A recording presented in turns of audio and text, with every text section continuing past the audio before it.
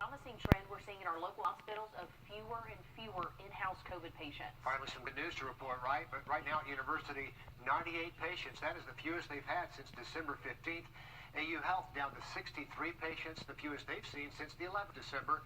Doctors Hospital, 61 patients, 17 less than Friday. To put those numbers in perspective, this is a graph we've put together of new cases every day at our local hospitals.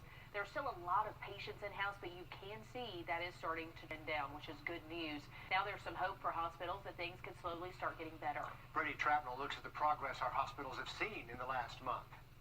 It's about half of what we had previously. Since the peak of more than 120 patients, AU Health has come a long way.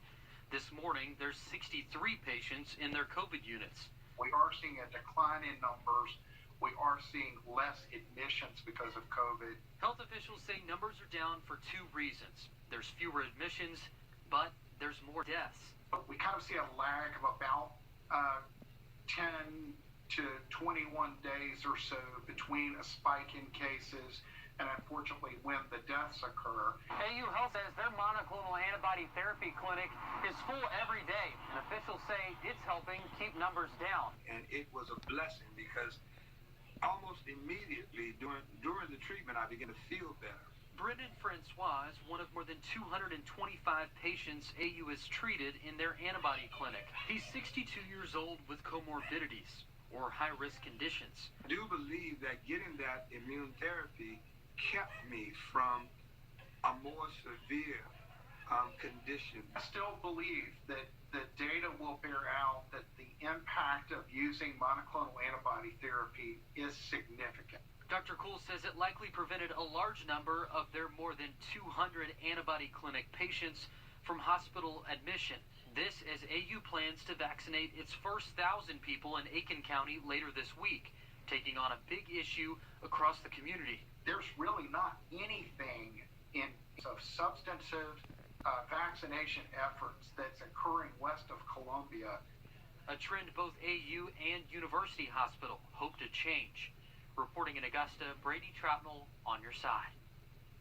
It's not just hospitalization seeing a downward trend. This is a graph from Georgia's Department of Health, and the blue lines show new cases each day. The yellow line shows the 7-day moving average, which you can see is definitely trending down. That's the lowest the average has been since December 14th, since before the holiday spike.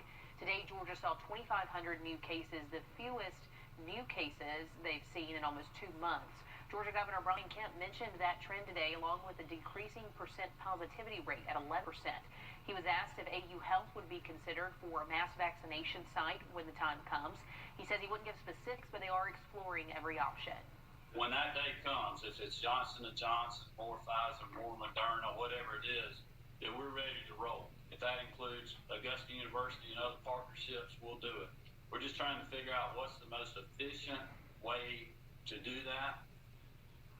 Governor Kemp today, and like Georgia, South Carolina also saw a spike in daily cases in January, but if you check this graph from DHEC, you'll see the Palmetto State also trending in the right direction as well. 14 straight days of fewer than 4,000 cases. Governor McMaster spoke about vaccines today and says he wants to expand distribution as soon as possible, but right now, older folks are the priority. It is the older people we know that are most at risk. The average age of death from the virus in South Carolina is 75 years old. So it is the older people that are most at risk, and those are the ones that we must see have the early opportunity to get a vaccination. One group wants South Carolina to completely change how they're distributing the COVID vaccine right now. DHEC ships doses to counties based on population per capita as it stands right now. But South Carolina AARP argues DHEC should consider each county's age and vulnerability. Sydney Heiberger shows us what's at stake. Hank Pavanelli is 73, a veteran and a cancer patient, but he still hasn't been able to get his COVID vaccine. I should be the head of the line. Crystal Durden cares for her 89-year-old mother-in-law. After weeks of trying, she finally got an appointment more than an hour away. We shouldn't have to drive that far away when we have so much medical resources here. DHEC announced they'll roll out the vaccine using a simple per capita method. Each county gets doses based on their population. Aiken County would get 1,900 doses a week, Edgefield 300. But that method leaves out vulnerable populations in smaller counties. I can't tell you how disappointed our community is and how scared our community is. 95% of COVID deaths come from people older than 50.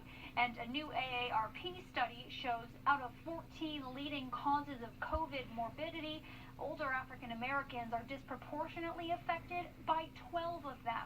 So if DHEC were to distribute vaccines not only based on population, but also by the county demographics, Aiken County would get 200 fewer doses every week, and Edgefield, which has a higher proportion of elderly people, would get 250 more. We feel like those populations must be prioritized, not only for their benefit, but for us to get on the other side of this global pandemic. Everyone agrees whoever wants a shot will eventually get one. The fight remains when. In Aiken County, Sydney Heiberger on your side. In Georgia, the state does not distribute vaccines on a per capita basis. We checked the vaccination plan on the Department of Health's website and found that this distribution is focused on reaching defined critical populations, but the plan does not elaborate on how they calculate that. Taking a look out over Whiskey Road on a cold, sort of dreary slow bit. Thank you, Riley. With 2020 in the rear view, something else is coming into focus, skyrocketing gun sales. The I-Team found a record number of guns sold in 2020. The I-Team's Meredith Anderson uncovered what was behind the boom and why it could mean big business for Georgia's economy. She's a better shot At first, than I was scared to death. Yeah. I'm not going to touch guns because, I didn't know anything about them. Now, Patty Morningstar is more than just comfortable shooting a gun. She's confident. First time I shot was bullseye. Yeah, I got her a little .22 revolver. Shooting isn't new to her husband, Bill, who retired after decades in the Army and decades of handling a gun. But he encouraged his wife to get a gun last year, making her one of hundreds of thousands of new gun owners during 2020, a year that saw a pandemic, social unrest, protests, and a polarizing election. My business increased threefold during that time. Gary Slater is a local firearms instructor. Have you ever seen it like this? Never. And it's just because people were scared. I've trained people as old as their late 80s, and I train youngsters as young as 7. The I-Team examined FBI records to analyze just how much gun sales soared in 2020. We found 5 of the top 10 days for criminal background checks, which are required to purchase a gun from a federal firearms dealer, were in the week leading up to the shutdown from the pandemic. The #1 day in history is now March 20th, 2020, with more than 210,000 background checks in a single day. 4 other days that very same week, March 17th, 18th, 19th, and 21st, all made the top 10 lists for days in U.S. history. Arthur Peralta is the special agent in charge for the Atlanta Field Division of the ATF. The Bureau of Alcohol, Tobacco, and Firearms regulates the gun industry. But those 5 days consecutive, does that surprise you? I would have to say yes and no. Typically, we see gun sales go up during election year, things like that. And I think that, during the beginning of this pandemic, it was so uncertain. Special Agent Peralta says the public shouldn't tie gun sales to a potential rise in crime, noting guns used in crimes are often stolen and not purchased legally. Most responsible gun owners will keep their guns for their entire lifetime. Step on in shame. I want you to watch. For Slater, it's the clients he usually doesn't see to train on firearms that make 2020 stand out the most. I started seeing clients that showed up that would tell me, I hate guns. I've had clients show up that fired one shot and busted out crying because it was against their ideology or their political leanings, but yet they came and stayed for training.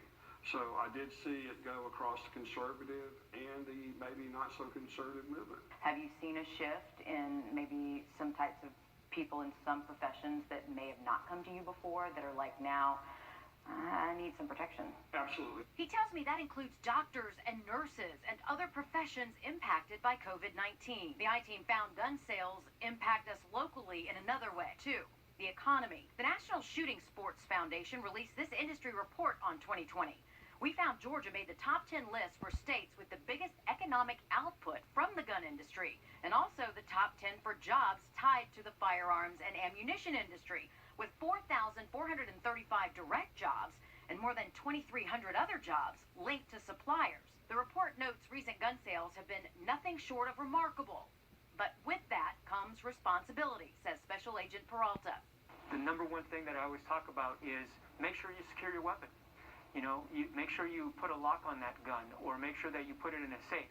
Watch the target, watch my hands. And Slater says, take a gun class and get familiar with the weapon, just like Patty Morningstar, who's come a long way in 4 short months. The guys are saying, yeah, if anybody came to your house, just you need to all protect they yourself. have to do is wake you up. Wake her up to Wake protect me yourself. up to protect him. Since there are so many new gun owners, the ATF says there is some more advice they have for you that might seem obvious, but they say it's actually not. A lot of people don't do this, but you need to make sure you write down the make, the model, and the caliber of your gun, and most importantly, the serial number. They also suggest you take a picture of it and keep it with your records. So we've established demand is high, but what about supply? Tomorrow, the I-Team looks at an ammo shortage and why that has some experts concerned. We're told things probably won't get back to normal until 2022. New tonight, Bobby Christine stepping down as U.S. Attorney for the Northern District of Georgia. He just resigned today. Christine is still the U.S. Attorney for the Southern District of the state, and now we're learning Kurt Erskine is taking over the Northern District. Christine started juggling both positions after the sudden resignation of U.S. Attorney B.J. Pack. Congressman Joe Wilson in North Augusta today telling us what his focus will be this from tomorrow. A public servant in Augusta for more than 15 years could live on after his death, but the decision of whether to name the Augusta Utilities Building in honor of Public Utilities Director Tom Wiedmeyer was postponed today. Now there won't be a decision about that until April. Wiedmeyer died back in August due to complications from COVID-19. Today is the beginning of Black History Month, what a local museum has planned to remind people about one part of town that once thrived. Me first. I'll handle the insurance company. Teacher groups in South Carolina say calls for a 5-day-a-week face-to-face learning. That's unsafe, but the state superintendent and the governor are both pushing for in-person learning. State House reporter Adam Mincer spoke with our state school superintendent Molly Spearman one-on-one today. So what's her argument for this face-to-face learning, Adam? She's really concentrating on the data and the science, she says. She's looking at the recent guidance from the CDC that in-person learning is safe if all CDC guidelines are followed. She's also looking at data from the Medical University of South Carolina, specifically in Charleston, showing that only 1% of students and staff in the school district actually got COVID-19 from the fall till right now during the winter.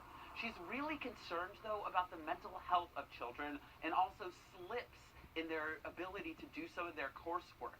She says that specifically she wants this face-to-face learning to happen to make sure that these students don't fall behind and that she would actually teach in person, given how safe she feels the schools are right now. She also says that it's important to bear in mind they've spent about $100 million on new different areas like PPEP to really keep students safe. She says that those tools need to be put to use. There's a lot of money flowing, and I would say that again to the teacher groups who are so worried about going back to school. Look at all of what we've done to make the classroom safe for you, and try it out.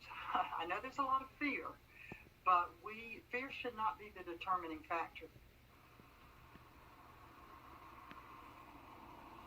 This achievement gap is also concerning lawmakers. Just a couple blocks away at the State House, there's a bill calling for students to complete federal testing this year to see how far behind some students in our state really are.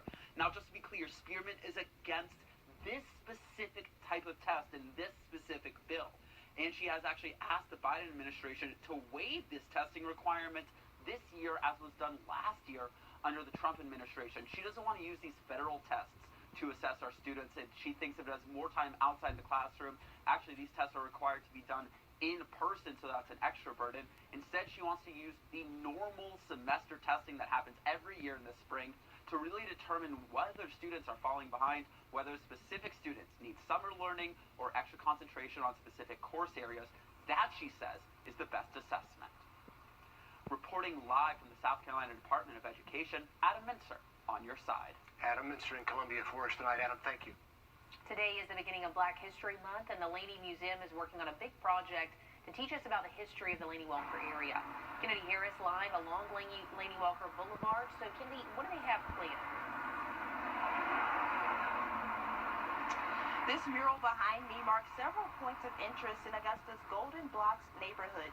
This was created in 2019, and it's one of the several art projects telling Augusta's Black history through art.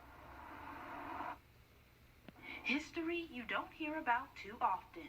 Unfortunately, we have lost a lot of the original structures in the Laney Walker Bethlehem corridor. They've just been torn down over the years. Is now being told through art. It's not stories that are told only within a small group of people. It's a story that's now being shared with everyone. The Laney Walker area was once known as the Golden Blocks, and now the Lucy Craft Laney Museum and Greater Augusta Arts Council are finding a way to tell that story. These African American entrepreneurs were able to thrive with the backdrop of segregation looming large over the South and the country at the time. Using the work of local artists, the $20,000 Golden Blocks art project illustrates the story of the once thriving Black business community. All of your businesses, and you had your lawyers, and you had your doctors, and you had your educational institutions. Phase 1 looked at businesses. Now Phase 2 will focus on historic educational institutions. This is our way to use our culture, use our history to set us apart from other cities by channeling that history and culture into public art.